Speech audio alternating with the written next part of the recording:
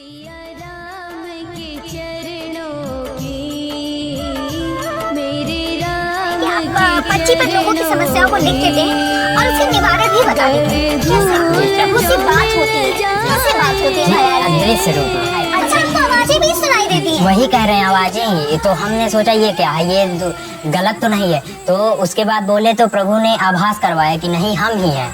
हम ना हमें ऐसा लगा हमारा कहीं मन तो नहीं बोलता। मतलब किस भाषा में प्रभु आपको अपनी बातें जिस प्रकार हम आपसे वार्ता कर रहे हैं इसी प्रकार जी बिल्कुल। आप समक्ष आइए, दरबार में बैठिए, विचार आ जाएगा कि आपके मन में ये समस्याएं हैं। हम अभी आपके सामने नॉर्मल खड़े वार्ता आपसे कर रहे हैं, कोई बोल रहे हैं, वहाँ हम बैठते हैं तो आप समझिए कि शायद हमारे ख्याल से अंदाज एक है कि 10 गुना हमारे शरीर में ताप बढ़ जाता है। जैसे पंडित धीरेन्द्र शास्त्री के बारे में तो आप लोगों ने सुना ही होगा कि जिस तरीके से उनके दरबार में लोग नारियल चढ़ाते हैं, लोग अपनी मन्नत करते हैं, ठीक से उसी प्रकार से महाराज जी के भी दरबार पर लोग अपनी अर्जी लगाते हैं और लोग अपनी समस्याओं को बताते हैं। यहाँ पर ये जो इतने नारियल बांधे गए हैं, यहाँ पे आप देख सकते हैं इतनी ज्यादा नारियल है, उसकी क्या विधि है, क्यों बांधते हैं लोग नारियल को? महाराज जी, हमने सुना है कि आप प्रेत बाधाओं को भी दूर करते हैं। कुछ नहीं तो हर दरबार में 10 से 20 लोग ऐसे रहते हैं कि जिनके पास भूत प्रेत बाधाएं जरूर रहती हैं। और उनके अंदर से वो यहाँ से जाने के बाद निकल भी चुके हैं। जी, माता पिता हम त्याग चुके हैं।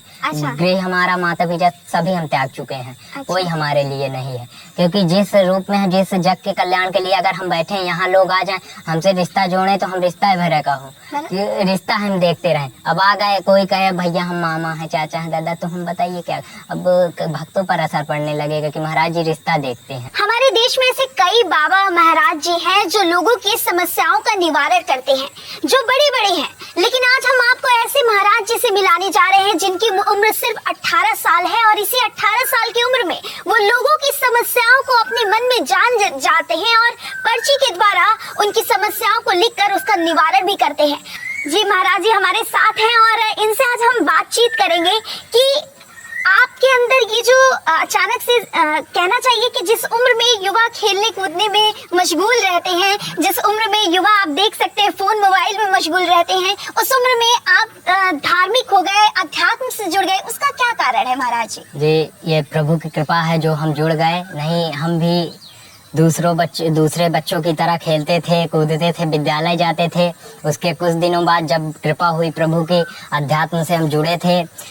अध्यात्म से हम बहुत पहले से जुड़े हैं, शायद 10-11 साल के थे तभी से जुड़ गए। 10-11 साल तब से जुड़े थे और तभी से प्रभु से भी जुड़े हैं हम। और जो हमारी क्रियाएं थी हम करते थे, पूजा पाठ ये करते रहते थे, साधना, प्रभु से जुड़े। उसके बाद तब से हम आज तक इसी प्रकार जुड़े हैं। उनकी कृपा हुई, 2 साल पहले की बात है। प्रभु का आदेश हुआ, अनुमति, तो उस समक्ष हम समझ नहीं पाए कि क्या है क्या नहीं है। हमारे लिए विचित्र था कि क्या है ये हम समझ नहीं सकते। तो उसके लिए हम कई जो हमसे श्रेष्ठ संत महात्मा थे सृष्टि में, जो पहले से ज्ञान है उनके पास, हम उनके पास गए। उनसे आभास हुआ कि श्री हनुमान जी हैं, कृपा है प्रभु की, जो कह रहे हैं, जैसा आदेश कर रहे हैं, अनुमति दे रहे हैं, आप उस राह पर चलिए, उन्हें अपनाइए, उन्हें मानिए। देखिए, भगवान को आप जान नहीं सकते, ईश्वर हर जगह व्याप्त हैं, कण कण में बसे हैं। लोग कहते हैं कण कण में बसे हैं, व्याप्त हैं, ये सत्य है। लेकिन आप ये कहिए प्रभु को जानने की कोशिश करिए तो आप जान नहीं सकते। उनको जानेंगे तो आपका जीवन बीत जाएगा, आप इस सृष्टि से चले जाएंगे, लेकिन पता नहीं चल सकेगा कि वो हैं। मानिए उनको, उनके ऊपर विश्वास बनाइए, प्रेम रखिए, निष्ठा रखिए उनसे। कुछ नहीं तो आप उनसे कोई रिश्ता बनाइए, पुत्र, पिता, माता, जो बना सकें वो बनाइए। हमारे उन्होंने तो हमें खुद जोड़ा, हम कौन होते हैं? नहीं, जब तक ये भगवान की कृपा नहीं होती तब तक आप उनसे जुड़ भी नहीं सकते। जब उनकी कृपा हुई तब हम उनसे जुड़े। कैसा वो पल कैसा था? जैसे एक होता है कि एक निश्चित दिन रहता है कि इस दिन हमें इस बात का एहसास होता है कि भगवान हमारे साथ है। तो आपके जीवन में वो क्षण कब ऐसा क्षण था जब आप को ऐसा महसूस हुआ कि आप औरों से अलग हैं? जी, औरों से अलग तो नहीं है, हम भी आपकी तरह साधारण से हैं। लेकिन महाराज जी अगर साधारण रहते तो पीछे आप देख सकते हैं, मेरे पीछे आप देखिए कि कितनी भीड़ जुटी हुई है। और ये भीड़ ऐसे ही नहीं, आप मेरे बगल में भी देख लीजिए कि लोग जिस तरीके से पंडित धीरेन्द्र शास्त्री के बारे में तो आप लोगों ने सुना ही होगा कि जिस तरीके से उनके दरबार में लोग नारियल चढ़ाते हैं, लोग अपनी मन्नत करते हैं, ठीक से उसी प्रकार से महाराज जी के भी दरबार पर लोग अपनी अर्जी लगाते हैं और लोग अपनी समस्याओं को बताते हैं। तो अगर मेरा ये कहना गलत नहीं होगा कि आप औरों से अलग ही हैं, तभी तो लोग भीड़ इकट्ठा हो जा रही है लोगों की, तो वो पल कैसा है कि आपको लोगों से एकदम अलग हो गया, भगवान ने आपको चुन लिया? क्योंकि भक्ति तो हम भी करते हैं महाराज जी, बिल्कुल, पूजा तो हम भी करते हैं, देखिए लेकिन पूजा सभी करते हैं जी कोई सृष्टि में ऐसे बहुत से कम हैं जो पूजा पाठ ना करते होंगे, जी, दूर होंगे, जी, जी। करते सभी हैं, लेकिन करने का तरीका होना चाहिए। जी। अब किस प्रकार हम करते हैं वो प्रभु जाने।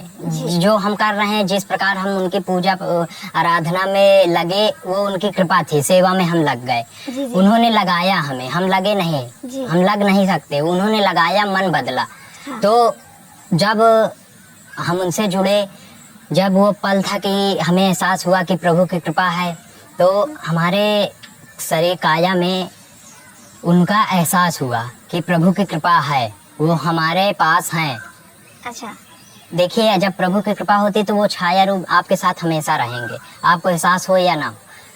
आपके साथ गलत कार्य होना होगा तो वो नहीं होता है, वो सही होगा। आप कुछ करना चाहिए, आप नहीं कर सकते, क्योंकि हम 2 साल 5 साल में एहसास करते आ रहे हैं। देखिए, तुरंत तो होता है, तब तो नहीं पता चल जाए कि ये कैसे हुआ, क्या हुआ, लेकिन बाद में जब हम विचार करें, आप कभी अकेले में बैठिए एकांत में, कहीं तट पर जाइए या घाट पर जाइए, एकांत में बैठिए, अकेले शांत रहे, तब आप विचार विमर्श कीजिए, कितना आपको आनंद आता है।